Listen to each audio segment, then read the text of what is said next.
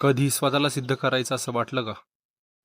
मित्रांनो, स्वागत आहे तुमचं डे 13 ऑफ 365 डे चॅलेंजमध्ये. तर सकाळी उठून पिलं दूध, नंतरनं गेलो सायकलिंगला. 24 किलोमीटर सायकलिंग करून आपल्या बकऱ्यांना खायला आणलं. बकऱ्यांना खायला टाकून गेलो रनिंगला.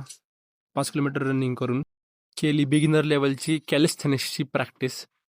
तिथून मारले आपले 100 हनुमान दंड. हनुमान दंड मारून झाले की घरी येऊन बनवली स्मूदी. स्मूदी बनवून स्मूदी पिली. तिथून गेलो जिमला.